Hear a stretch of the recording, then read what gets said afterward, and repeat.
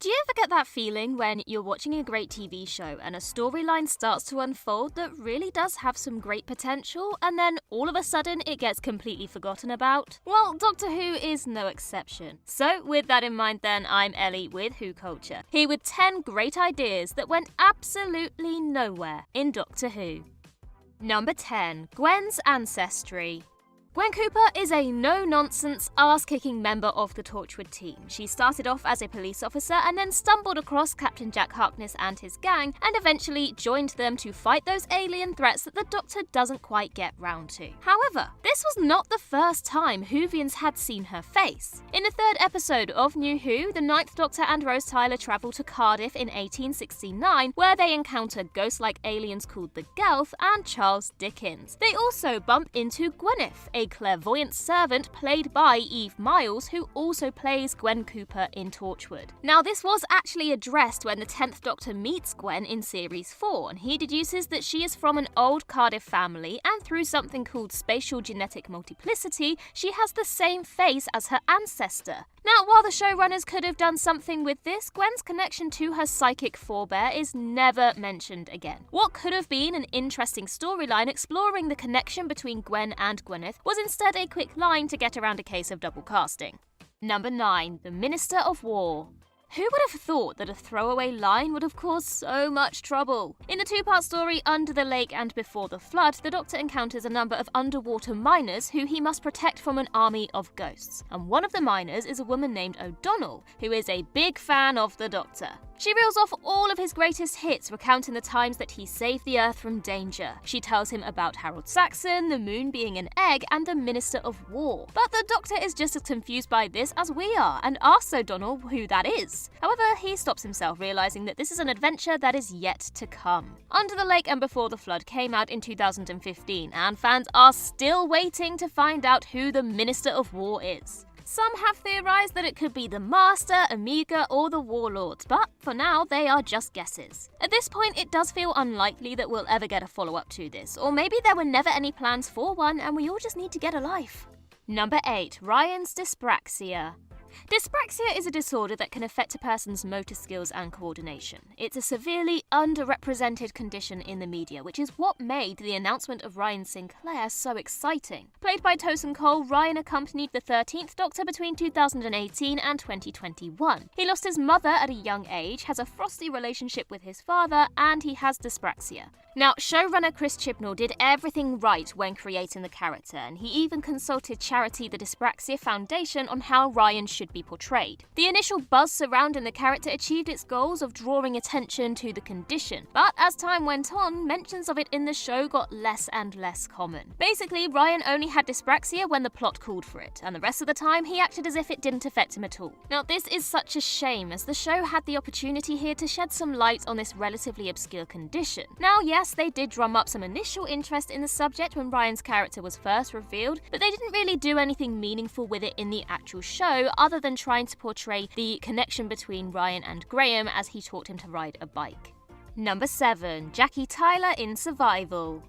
Now, this is something that is completely fan-driven and hasn't actually been explored, set up, or even hinted at by the show itself. Well, at least not intentionally. Still, it's such a brilliant idea, so we thought it deserved a bit of a shine. And it revolves around actress Michelle Martin, who holds a very special distinction in Doctor Who history. Now, obviously not counting the two leads of Sylvester McCoy and Sophie Aldred, her character was the last person to speak in 1989's Survival, the final serial in Classic Who before it was taken off the air. But what's extra notable about this is that her nameless neighbour character bears a striking resemblance, both in appearance and personality, to Jackie Tyler, a character who was introduced in the next regular episode of Doctor Who in 2005. It's insane to think that someone with such Jackie Tyler energy was the very last guest character seen in Classic Who. And though the opportunity was there for the show to confirm that they're the same person, that opportunity has never been taken. Obviously, this isn't a huge glaring flaw or anything like like that, but it would have been a brilliant way to further strengthen the bridge between the classic and modern eras. Plus, it does actually make sense in universe. Jackie was born in 1967, putting her in her early 20s during the events of Survival.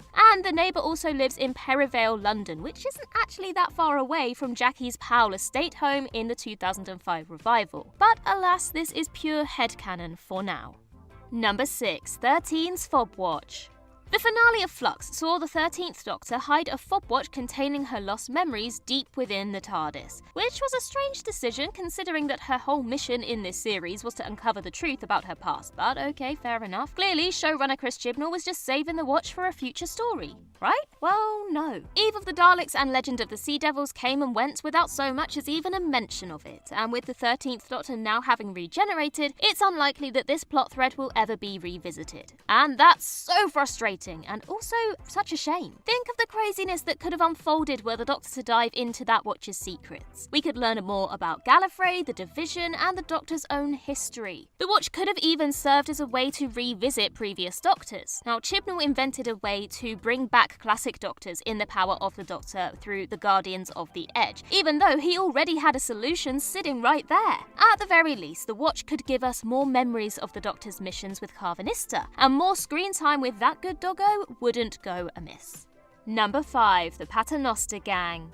Appearing out of nowhere in the Series 6 episode A Good Man Goes to War, the Paternoster Gang aided the 11th and 12th Doctors in various quests. Madame Vastra the Silurian, her human wife Jenny, and their Sontaran butler Strax appeared 5 times on television, including a Christmas special, the 100th episode of New Who, and the 12th Doctor's first adventure. Despite putting minimal effort into explaining where they came from and how they first met the Doctor, the show gave the gang a decent treatment once they were established. Plans were tentatively discussed for a spin-off starring the trio, but Stephen Moffat vetoed the idea in fear of overexposing audiences to Doctor Who content. Haha, how times have changed. They have lived on in the form of audio stories, novellas, and magazines, but a lot of potential was left on the table by not giving them their own show. The group was tailor-made for a kid-friendly series in the vein of the Sarah Jane Adventures, but it just wasn't meant to be. But maybe times are changing. Number 4. The War Doctor. First things first, John Hurt as the War Doctor looks absolutely incredible. Rugged and worn down by the weight of combat, dressed in raggedy clothes and wearing a grizzled expression on his face, this version of the Time Lord gives off major John Wayne vibes, an old gunslinger back in town for his final shootout. The Elephant Man actor played the role as part of the show's 50th anniversary special, The Day of the Doctor, where it's explained that he committed atrocities during the Time War and that his future incarnations have shunned his memory out of shame. A star like John Hurt was always going to be hard to tie down, but it would have been fantastic to see the War Doctor in more than one story. They managed to get him to commit to Merlin. He was used brilliantly in The Day of the Doctor, so this is more a case of untapped potential rather than a flat-out wasted idea. But just think how awesome it would have been to explore his days in the Time War in greater detail. Despite Hurt's passing in 2017, the role could be recast for a spin-off or standalone episode, like David Bradley as the First Doctor. So come on, Russell. Another spin-off on the way? Number 3. Captain Jack's Missing Years.